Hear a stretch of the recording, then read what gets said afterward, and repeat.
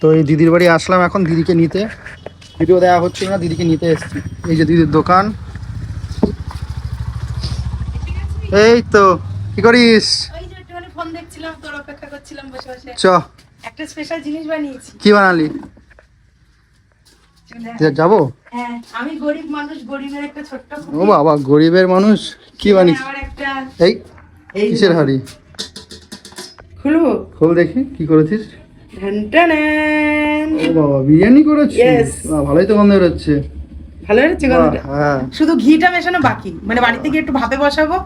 আজকে কাউকে বলিনি আমি সারাদিন, আজকে তো দুপুরের রান্না মা পাঠিয়েছে, আর মাকে বলেছি মা তুমি রাত্রের রান্নাটা তুমি করবা না। মা বলছে কেন, কি করবি কি করবি? আমি বলিনি মাকে, একমাত্র নন্টু জানে। তাই এই হাঁড়িটা নিয়ে এখন তোর সাথে যাবো বাইকে করে। এই হাঁড়িটা নিয়ে যাবো কি করে? গাড়িতে উঠবে, গাড়িতে তো এই হাঁড়িটা নিয়ে বসা যাবে? যাই হোক, যেভাবে আবার ওই একটা বড় ব্যাগ বসে নিয়ে চলে যাবো। ও বাবা, আবার এই ব্যাগটা। হসপিটালে। হসপিটালে ভর্তি হবে দিদি কালকে সোমবার। এই ব্যাগটা বাবা, তাহলে গাড়ি না, এবারে ভ্যান নিয়ে আসতে হবে।